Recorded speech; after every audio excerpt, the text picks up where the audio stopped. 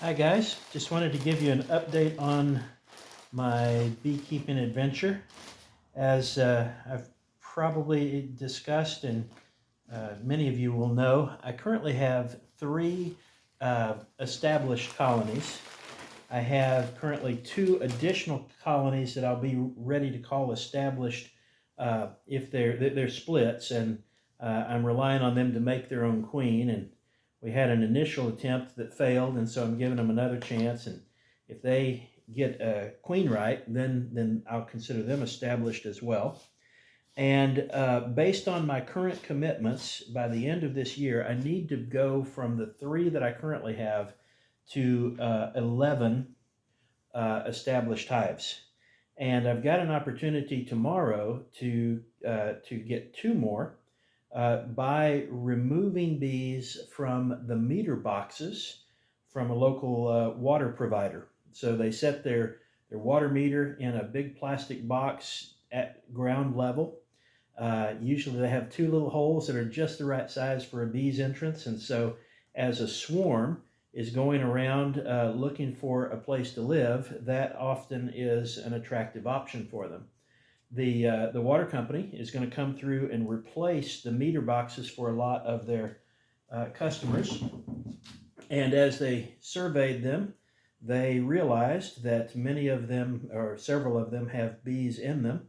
And so they started contacting local beekeepers, asking for people who would help remove them and then get to keep the colonies. So I am busily getting ready for that for tomorrow. I've got to make a cover for one or two of my hives that I already have built. And I've got to get frames ready because in a cutout, and hopefully weather permitting, I'll have some video to show you of that tomorrow. What's involved is you'll carefully cut out the comb, and at least with the comb that has brood on it, you're going to try to preserve all of that and as much, possibly some of the honey and pollen comb as well. And the way that typically is done is we're going to take the sections of comb that I remove, or comb, I think I said cone, that I removed from the meter box, and cut them to fit the size of my frames. And I am using Layens frames here.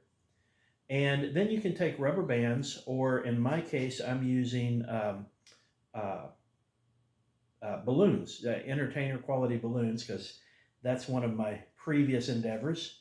And I'm able to connect the comb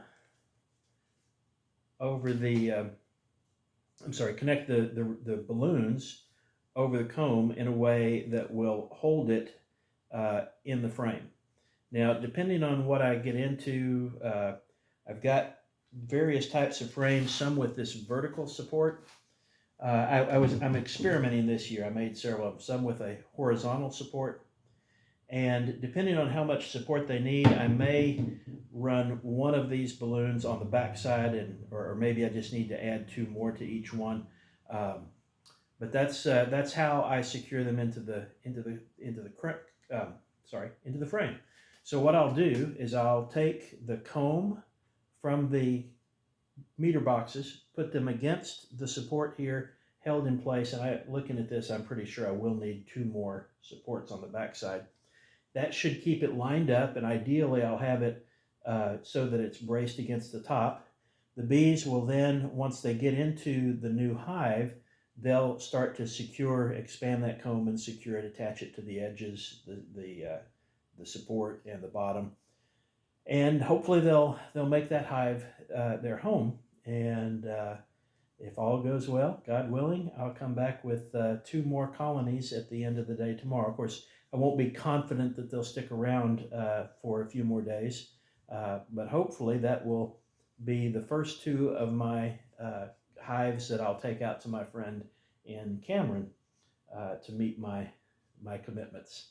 So tonight, as I mentioned, I will be doing this, preparing. I've got, let's see, 10 frames, and I'm hoping that will be enough for the two colonies. I've got the parts so that I can put together up to 15 more if I decide it's needed. I also need to either do 2 lids, and I've got the wood around here. I need to figure out, normally what I would do is set up some sawhorses, use my circular saw to cut the biggest piece for the rooftop. Um, can't do that because it's rainy, so I'm working on how to make those cuts. I think what I'll do is I'll do a rough cut with a kind of a sawzall tool, a reciprocating saw, and then I've got a bandsaw that should do the final cut with greater precision, since I don't have a table saw here, and I can't set up my what's it called, rotary. It's not a rotary saw, it's a circular saw. So at any rate, that's my work this evening, and tomorrow we'll go get the bees, and I'll give you a video on that. Thanks for watching. More tomorrow.